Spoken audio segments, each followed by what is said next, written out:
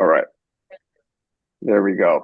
So we record these and we will make them available in our Startup UMD's Business Fundamentals YouTube channel. And there's lots and lots and lots of videos there about all kinds of stuff.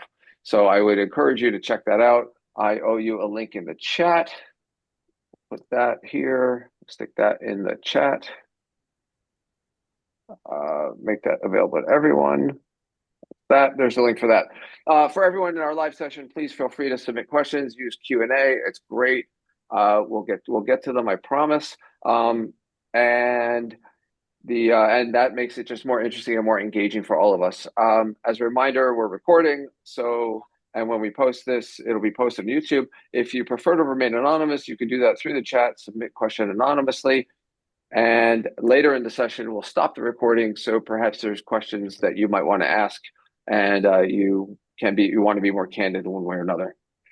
Today's session is focused on SBIR, about developing SBIR proposals, especially in the context of reauthorization that happened about a month or 6 weeks ago at this point.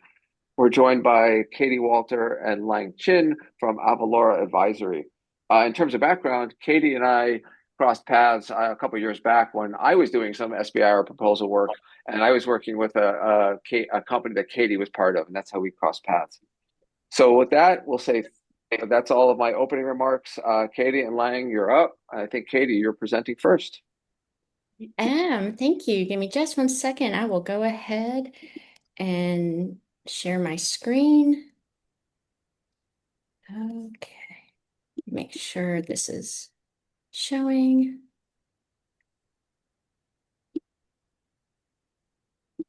Okay, great. Hi, everyone. So I am Katie Walter. I want to just give a quick introduction, just a little bit more background about Lang and I. We are both SBIR, STTR experts. Over the years, we've helped over 50 small businesses acquire dilutive funding across multiple agencies.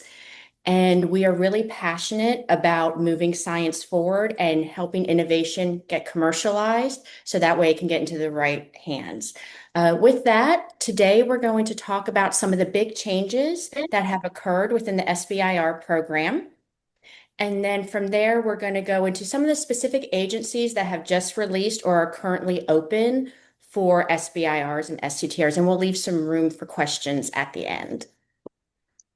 Katie, can I interrupt for one quick sec? Sure. I think you said dilutive funding. I think you may have meant non-dilutive. Did I say dilutive? I'm sorry. I meant non-dilutive funding. I Okay, awesome. apologize for that. I might have been speaking a little too quickly. No worries. Yeah, absolutely. Okay. So let's go ahead and get started. So first, let's talk about just the basics for SBIRs and STTRs. So these are really geared towards small businesses, being more than at least 50% owned by US citizens or permanent residents. You must be based in the US and all R&D must be performed in the US. These are things that have been pretty standard over the years. However, they are becoming more strict in terms of doing mandatory security and foreign risk screening, as well as due diligence during the review process to ensure that you're meeting all of the criteria and that your company does not have any type of investment or partnership with any countries that are considered ineligible to participate. And with that, they really want to make sure you as the principal investigator, or whomever on your team is going to be the principal investigator, is primarily employed by your small business. You have at least one W-2 employee, and this goes across the stage for everyone on the team in terms of key personnel. They meet all of the security and foreign risk screening requirements, and due diligence will be done on all key personnel, as well as any subcontractors or any companies that you will then enlist to run any type of diagnostics or any other testing within your proposal. These are all, again, like I said, pretty standard, but they have decided to be more strict about this. So the review process is going to definitely be a little more robust moving forward, and this is going to be standard across all federal agencies. Within the U.S. federal funding program, it's primarily headed by the Small Business Association, and they give funding granted through 11 federal agencies. Overall, the current budget is 4.4 billion, and they're really focusing on early stage companies and early stage innovation. So whether that's a technology or drug development, this is really what they're looking for. One of the great things about SBIRs and STTRs is that there's zero equity. Now, the downside, sometimes it can take a little longer to get that funding versus venture capital, but as the years have gone on, especially when there was such a long pause with the SBIRs and STTRs, venture capital became even more competitive as well. You also have to give up equity for that, and there's a lot of other factors that go into that type of funding. With the small business program, you don't have to worry about that. There are some specific proposals that will, offer contracts in the end, and those are always very well spelled out, but it's never about equity for the federal agencies. And that's a really important thing, especially when you're early on in your startup. So, what are some of the major changes? Like I said before, there's a lot of strong security requirements now. So they have to ensure that everyone that is considered key personnel is not on the national security watch list. Ownerships, partnerships, IP, cybersecurity all meet their national security standards, and that you have appropriate AI disclosures if they're used. So it's really important that you review the restricted entities, countries of concern list, and confirm eligibility for all key personnel on your proposed projects. There are now proposal limits. There's going to be an agency-specific cap on the number of proposals you can submit per calendar year, and this now includes new proposals, renewal, and resubmissions or revision applications. For NIH, which is one of the major ones, the cap is 9. And for NSF, it's 2 project pitches and 2 full proposals. So it's really important that you have strategic alignment to maximize your chance of success, and you're not just blindly applying to any opportunity without assessing your fit. That's going to use up your number of applications very quickly. The other thing that's new, which is very exciting, is their strategic breakthrough awards. So up to 30 million in post-phase 2 funding is now available across federal agencies. You do have to have a prior phase 2 award and one-to-one matching funds.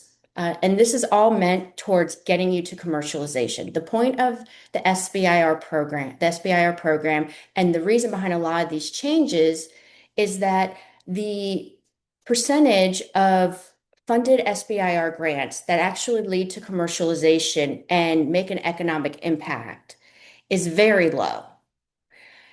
On average, roughly, the latest statistics said most startups, don't make it past 5+ years. And a lot of times that can be with the commercialization strategy. So the SBIRs really want to focus on that more. And they want to make sure they have a really good return on investment. So this strategic breakthrough award is meant to do that. It's meant to help you transition from phase 2 R&D into getting ready for commercialization. The project period can be up to 48 months, and it's a much quicker review cycle of 90 days. And there's going to be some nuances depending on the agency you go to. So you always just want to make sure you really read those solicitations carefully. Some other things that have changed that will help with commercialization, again, is expanded TABA funding. This can be now used for cybersecurity. You can now choose and train your own vendors, including internal staff. And it now includes additional things for commercialization planning, such as including IP strategy. So I always recommend every applicant apply for TABA. You're essentially leaving potential money on the table. And this is in addition to your original award. So with that, the commercialization focus again is wanting to really emphasize we're moving past R&D onto phase 3 outcomes with customer validation, market viability, and scalability to really ensure that your innovation provides a strong return on investment and helps with revenue and economic impact, which is the point of the program. So let's talk about, why does strong science not get funded? It's never always about the science not being interesting, not being compelling. It's a lot of times how the science is positioned for these grants. So there's a lot of misalignment with funder priorities and review criteria. Something that we see very common in spinouts, particularly from universities, is the science is very strong, but the proposal is written as if you're going for a standard R series, an R01, an R21. And those grants are very different from small business grants. You have a completely different audience that's going to review your proposal, and it's not written and tailored for that audience. So some common things we see is that the proposals tend to struggle with communicating impact, innovation, feasibility, and or the risk mitigation. So you're not clearly defining what's the unmet need. What is your target audience in terms of customers? What's your competitive edge to what's out there on the market? And what is the feasibility of going beyond R&D into commercialization? A lot of times we will see people mention commercialization, but it's not a strong enough plan. There's a lack of customer discovery, which is just as important now for phase ones as it is for phase twos. So what we always recommend, even for early startups, even if you're in your phase one proof of concept feasibility stage, utilize your institution's technology transfer and commercialization offices. Utilize UVM Ventures. You partake in the I-Corps programs regularly. Get help with your customer discovery as early as possible, because that is going to strengthen your commercialization potential in your proposal. And then also seek strategic guidance and support to ensure you're in alignment with the targeted agency, whether that's reaching out to grant writers like Lang and I, or reaching out to the agency themselves. You want to really make sure that you are doing your due diligence before you submit a proposal to increase your chances. So, what is it that these reviewers are looking for? Your reviewers are not going to just be colleagues, peers from an academic setting. They're going to be businessmen. They're going to be from other small businesses, other corporations. And so you need to speak to two audiences. You need to speak to the science, but you also need to speak to the business aspect of your proposal, which is huge. And that's usually where that gap tends to happen, is making sure it's written in a compelling way that it speaks to both audiences at the same time. They still look for significance, innovation, your approach and team, and your commercialization, but they really put more emphasis on certain areas depending on the agency. So again, your significance, what's that unmet need? What's the problem you're trying to solve? How is your innovation different? We hear a lot that, oh, I don't have any competitors. Everyone has competitors. That's a common misconception, which we'll talk a little bit more about in a moment. But how does your product differ from what's out there, from what's in development, and maybe later down the line in development? What sets you apart?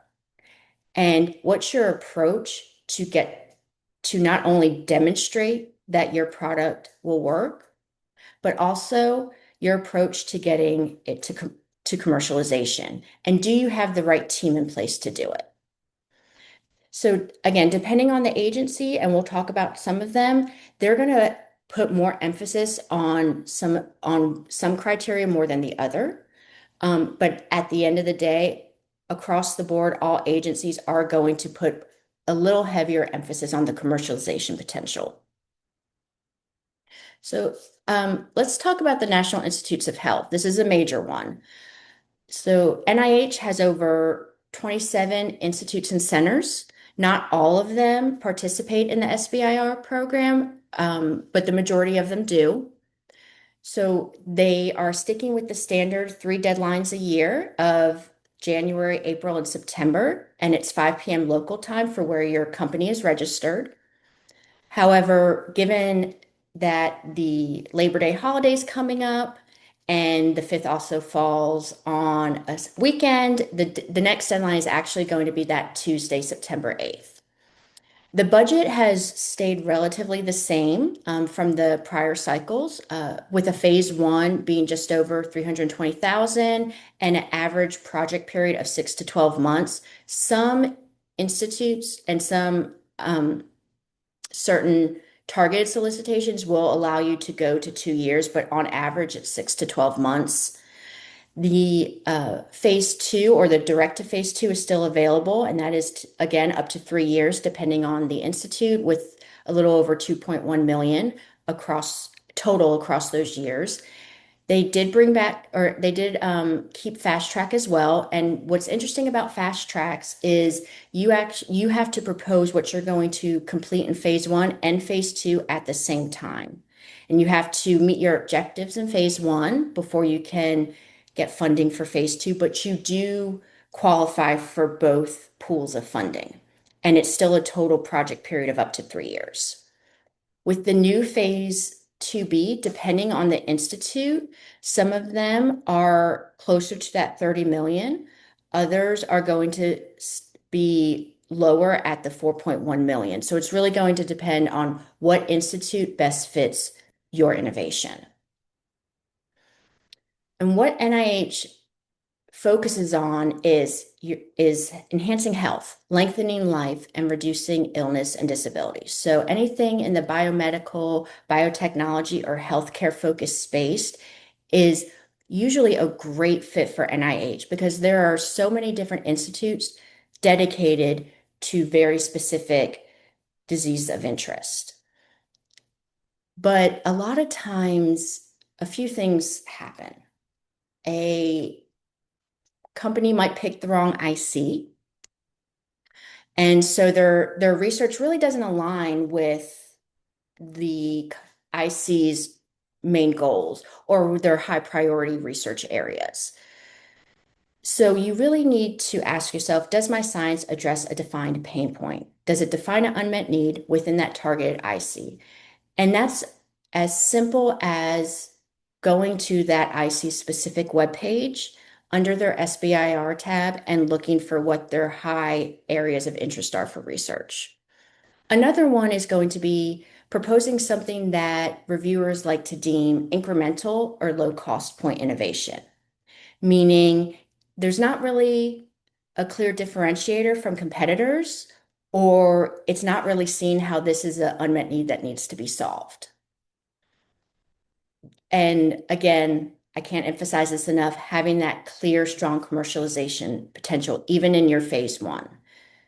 So what are some things that you can do to help strengthen your fit for NIH? Again, you want to make sure you're identifying the right ICs, identify them early, review their R&D priorities, and meet with the IC program officers for your proposal before you start really writing it.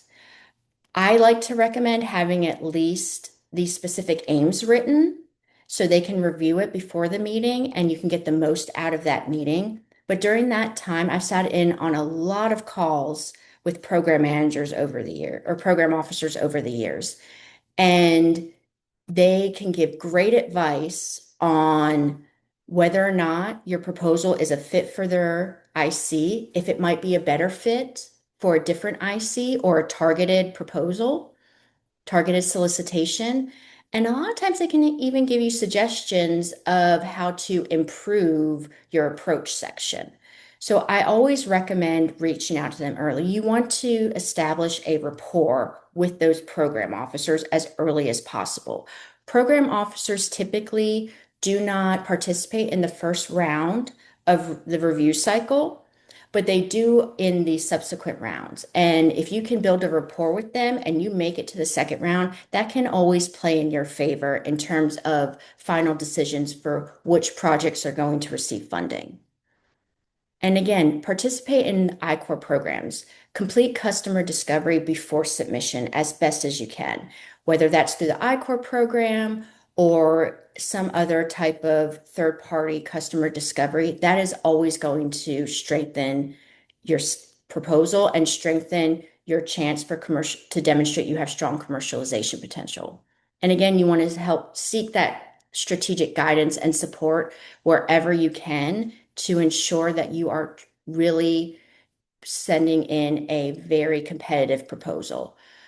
There's a lot of talk that with the SBIRs being on pause now, it's going to be really hard or even harder to get funding the first time around. We don't know if that's true. We don't have the numbers to look at how many proposals are going to be submitted. It's too early for that. But what I will say is if NIH is a strong fit for your innovation, go ahead and submit for the September 8th deadline if you can. Because even if funding does not occur the first round, that reviewer feedback is so valuable in terms of strengthening your proposal if you want to do a resubmission for the next January cycle. And with that, we are going to go ahead, just for the sake of time, jump to our next one, which is NSF, and Lang is going to go ahead and take that. Thanks, Katie. So NSF is often considered as the premium federal funding source for deep tech startups. It supports innovations across nearly every technology sector. So the focus is on transformative, high risk, high reward technologies with strong commercial potential. The NSF Phase 1 awards provide up to a little over 300K for 6 to 18 months to demonstrate the technical feasibility. And the successful Phase 1 companies are allowed to submit for Phase 2 applications, which has a total budget up to 1.25 million over 24 months to further develop and de-risk the technology. NSF also offer Phase 2B supplements. So NSF will match up to 50% of the qualifying external funds received, typically ranging from 50K to 500K to help companies achieve key commercial milestones. For startups ready to accelerate development, NSF also offer a fast track option, combining Phase 1 and Phase 2 into a single application with potential funding over 1.5 million. Phase 2, as Katie just mentioned, Phase 2 awardees may also be eligible for the technology enhancement for commercial partnership, TECP supplement. So basically, any participating agency with a total budget over $100 million should have this TECP open. The upcoming, sorry, Kate, can you go back? The upcoming deadline for NSF will be July 27, November 4th, and March 4th, 2027. They all due by 5 p.m. local time because this is the first year after the new solicitations released by NSF. So I highly recommend you to submit your proposals at least a few days before the deadline. Don't wait until the last minute because the platform might not be able to fully function. We've been through those. All right, next page, please, Kate. So now that we've reviewed the NSF funding structure, let's talk about whether NSF is the right agency for your technology. I always tell people when you submit a proposal, you need to understand the agency. For NSF, it's looking for high risk, high reward technology based on strong science and engineering. So successful projects typically involves a significant technical breakthrough and the potential to create a large commercial and societal impact. So they emphasize innovation and commercialization equally. So today, NSF supports innovations across 31 technology topic areas. So very broad, pretty much touching all the technology areas your company is working on, from AI, advanced manufacturing, robotics, semiconductors, quantum technologies, biotech, advanced materials, and energy technologies. So you can always find a good fit with NSF. So what is out of scope? NSF is generally not interested in basic research. And that's actually the main reason the project pitches got rejected. So by talking about basic research, that means it lacks a clear commercialization pathway and the risk is low. So likewise, incremental improvements or technologies that do not provide a meaningful competitive advantage often struggle during review. Um, Also, NSF clearly states that topics are not aimed to support or conduct clinical trials or clinical efficacy or safety studies. The development preclinical or clinical stage drug candidates or medical devices or work performed primarily for regulatory purposes are also out of scope. So the best practices for NSF proposal, if you are considering NSF, one of the most important steps is to submit a project pitch before preparing a full proposal. The pitch process allows the program directors to provide feedback on whether your technology aligns with NSF priorities. I also strongly recommend conducting customer discovery before submission. As Katie mentioned, programs such as NSF iCorps can help funders validate customer needs and strengthen their commercialization strategy. So if there's a chance to join an iCorps, please go ahead and take that opportunity. And finally, don't try to navigate the processes alone. So talk to your colleagues who have successful NSF, SBIR, STTR before, or seek consultation from mentors or any innovation ecosystem partners can provide valuable feedback on both the technical and commercial aspects. So the key takeaway for NSF will be the most successful NSF applicants will combine three elements: a truly innovative technology, a strong customer validation, and a credible commercialization plan. So if your company can demonstrate all the three, NSF will be an excellent source of non-dilutive funding. Next page, please, Kate. So I'll move on to Department of Energy, because I think lots of our companies will be interested in DOE. The DOE SBIR, STTR programs basically provide the non-dilutive funding to help small business to develop and commercialize high-risk, innovative technologies. By supporting early stage research and development, the programs accelerate the transition to a clean energy economy while stimulating domestic job growth and keeping technological rights in the technological innovation in the hands of small business. So this is the mindset for DOE. And their funding structures, including the phase one, typically provide $200K to $250K over 6 to 12 months to establish the technical feasibility and validate the core concept, very similar to NSF. And the successful phase one applicants can also compete for phase two funding. So the total budget for phase two is approximately 1.1 million to 1.6 million, depends on the topic. DOE also offers a phase 2.2, which is equivalent to NSF and NIH phase 2B opportunity that provide additional funding and time to help promising technologies advance towards commercialization and deployment. DOE does have a specific topics that they're interested, and they also put an emphasis on deployment.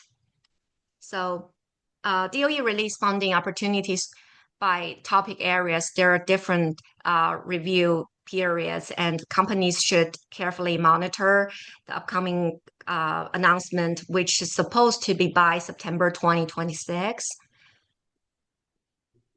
Next page, please, Kate. So yes, in the overview for DOE, I've just mentioned, they primarily focus on technologies that can accelerate the real world deployment in areas tied to their office's interests, national energy and industrial priority. So this will include advanced manufacturing, critical materials, semiconductors, quantum information science, any technology with energy relevance and broader energy innovation. So DOE recently consolidated the management of the SBIR STTR program to the Office of Technology Commercialization, OTC. That reflects DOE's focus on moving taxpayer-funded research towards real-world impact. So they will have a even more emphasis on commercialization. And also the SBIR STTR programs aligns directly with OTC's missions to accelerate, streamline innovation pathways, and also strengthen engagement between small business and DOE's national lab systems. So that's something I want to share is for DOE proposals, a collaboration between your company and the DOE national labs would be super helpful. So the key emphasis is not just technical novelty, but also whether the innovation has a credible path to impact, especially prototype development, validation in relevant environments, and a clear route towards scale up and commercialization, energy savings. So often they expect you to be in partnership with national labs. So reach out to national labs if you can as early as possible if you're interested in DOE SBIR. Equally important is understanding what falls outside DOE priorities. So purely theoretical work without a prototype pathway, incremental improvements without measurable gains in energy cost or carbon emission, and general purpose AI or software without a defined energy use case are typically not competitive. Early stage ideas without a convincing commercialization pathway also tend to be out of the scope. So my recommendation would be leveraging DOE resources to review the topics carefully and tailor your work with what DOE really expects to understand their mindset and participate in DOE-supported resources like any national lab collaborations or user facilities that can significantly strengthen competitiveness, especially when paired with early validation or pilot scale evidence. Next page, please. So for U.S. Department of Agriculture, USDA, and the short overview is they are administered exclusively by the National Institute of Food and Agriculture. They call it NIFA. So NIFA is in charge of management for USDA's SBIR, STTR. They focus on agriculture innovation, rural development, food systems, and related technologies. It is always one of the sweet spot, I call it, to compare to DOE and NSF. USDA's competition might not be so fierce, although their success rate is not too high. But if your project can be a good fit for both NSF and USDA. I'll talk about that. You can definitely try both. So USDA, well, the NIFA's SBIR is definitely one of the smaller ones considering the budget, but they are highly accessible. Their program managers are very friendly. They wanted to talk to you to help. And they also, it will be a great opportunity for any ag tech, biotech, and environmental startups. So the due date has not been released officially, but traditionally the funding opportunity announcement, the FOA, typically drops in July. So that's why I wanted to talk about USDA because we should keep an eye on USDA. Anytime soon, they might release their solicitation. It's actually a good time to be watching for it. Normally, the full proposals are due in October. Well, that will give you roughly 2 to 3 months to prepare, and that's the good timeline to prepare an appropriate proposal for this federal funding agencies. And also USDA, unlike NIH and NSF, they are a once a year cycle. So missing this window will mean waiting for another year. For phase one, the award range is 125K to 175K. Depends on whether you're applying for SBIR or STTR. They have a different budget for different programs. Phase one is meant to establish the technical feasibility, and for phase two, awards up to 600K. The performance is up to 24 months. Next page, please, Kate. USDA is very mission driven. So the reviewers want to see real world agriculture impact, not just scientific novelty.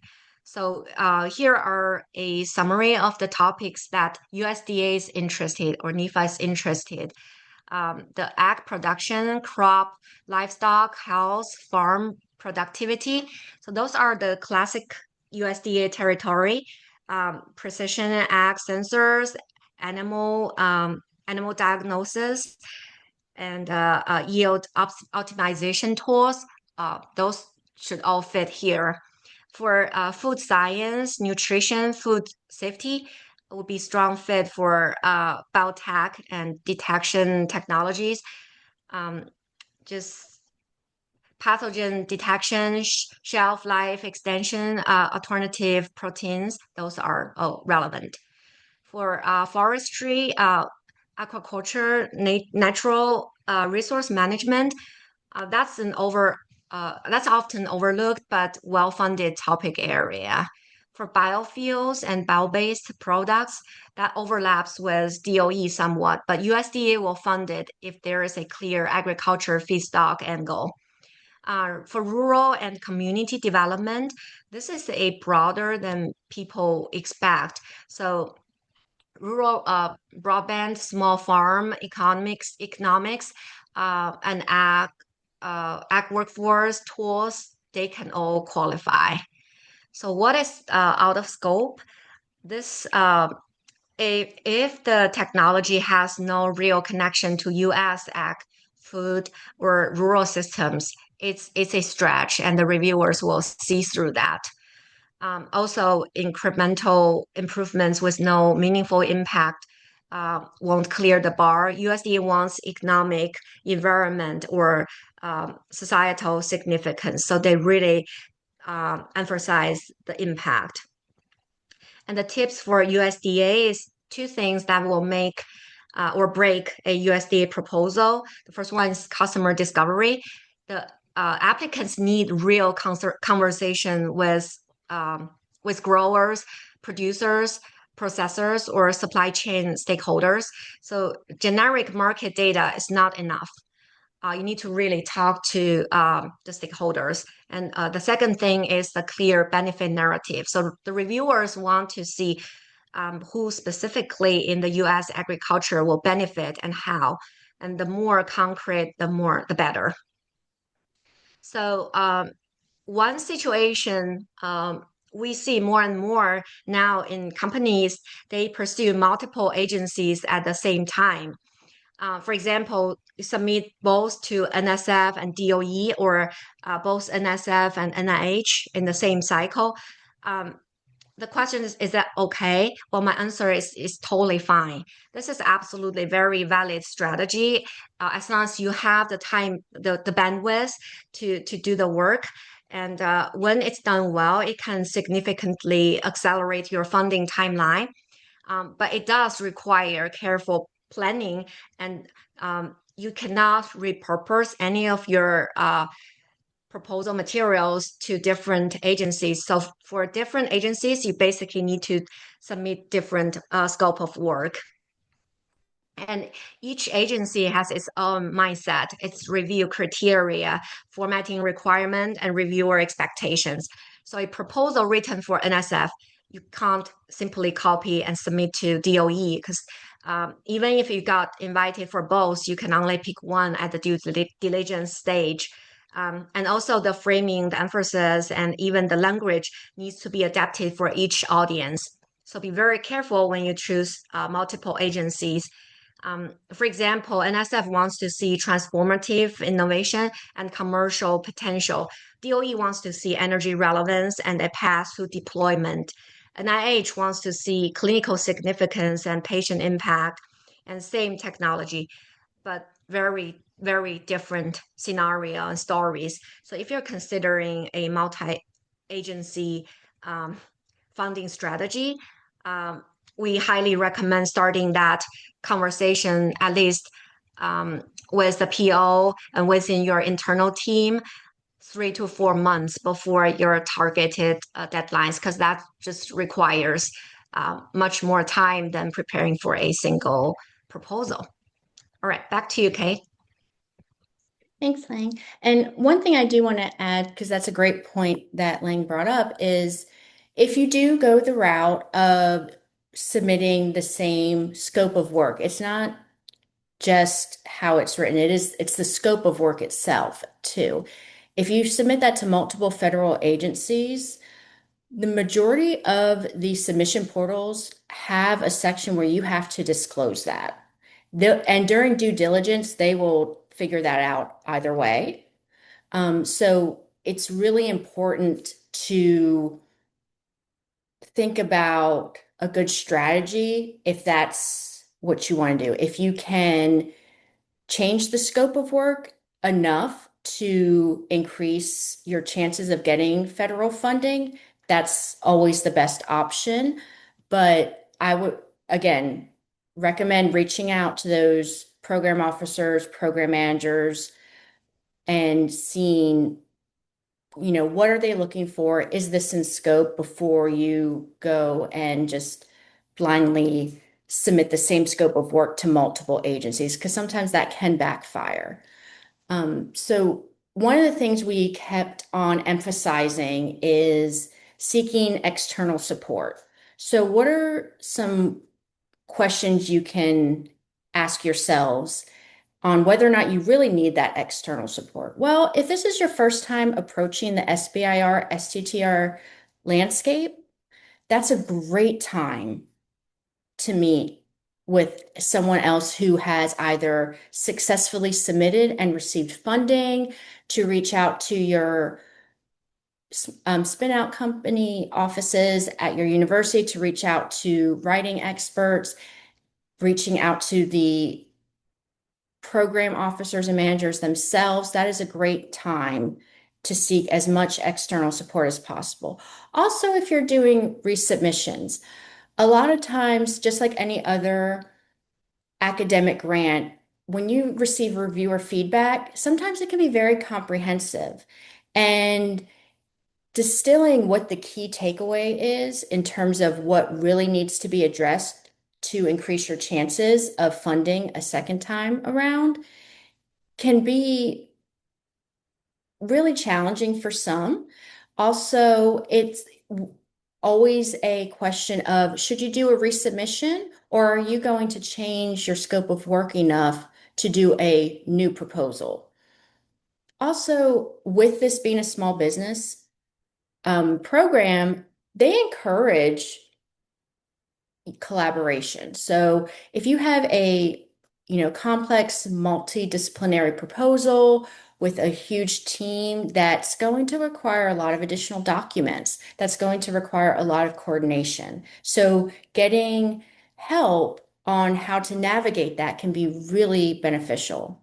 Also, if you're preparing for commercialization plans, especially for phase twos, which require separate full commercialization plans, that can be really challenging for some. If you just have limited bandwidth and are looking for someone to help with writing, help with reviewing, help with the submission process, that's another great time to seek external support, or just really wondering the best way to present your research.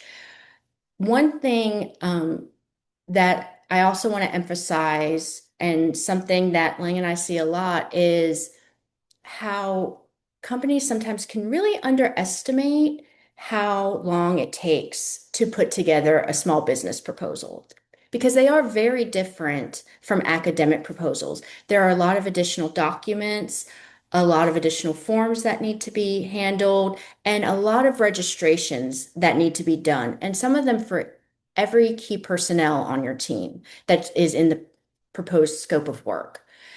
That takes time. It's not something that should be underestimated. So we recommend starting as early as possible. And on average, a 10 to 12 week lead time is always going to play in your favor. Also keep in mind something very different coming from an academic setting, because I was in this boat as well, is your registration, your submission as a company, that's on your responsibility. It doesn't get shuffled to the grants office where they handle the forms, they handle the submission process. It's all on the company, or if you hire someone externally to take care of that for you. And it is not a quick, oh, we can do that in an hour. It does take time. So those are situations you want to think about in the back of your mind, starting early. And is this something that you could really use some external support to help with?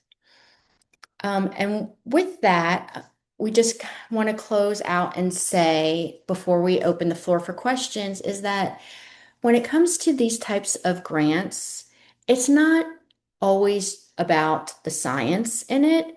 It's how is that science revolutionary to what's out there now?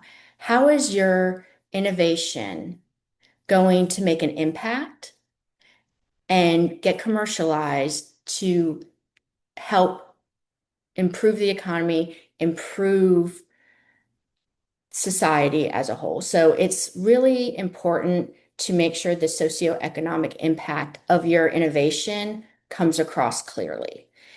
And that is something that isn't always obvious to some. So again, seeking external support, doing customer discovery, those are ways to really help elevate your proposal and increase your chances of funding.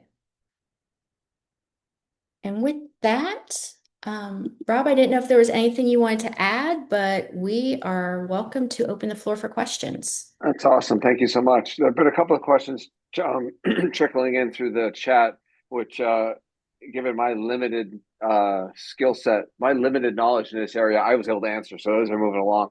Well, totally. If any people have questions, raise your hand, put them in the Q&A or the chat. Either of those work. Short of that, I have a couple of questions. So I'll start the party. Katie, you opened with saying that applications per agency are limited. And just to be clear, that means me as a company, if I want to apply to NIH, I have a limited number of applications. Company X can submit to NIH for this application window. Is that true? So partially correct. What that means Okay. is for the calendar year. So there are specifically for NIH, there are three cycles. Okay. So and the cycle always starts in September because it quasi follows a federal calendar. Okay. So it's annual. It's annually. It's not per application window. Yeah, it's not per application window. It is total for the site for the entire calendar cycle. So for September, January, and April of this year and going into next year, it's a maximum of 9. Okay, super. Thank you. Mhm. Thanks for clarifying that. We do have a question. Derek, thank you. It's nice to see you here. What's the best way to monitor new SBIR, STTR topics as they come out? That's a great question. There's a couple different ways. One is to go on the SBA.gov website and sign up for their emails. They tend to send out regular emails, not just about upcoming agencies, but any major changes that are going to affect multiple agencies. If there's a specific agency that you're interested in, going to their small business portion of their website tends to have a link where you can register for emails. And with that, I think that one thing I do want to add, just in case there's anyone interested, there are, like we said, a lot of other agencies we didn't talk about today.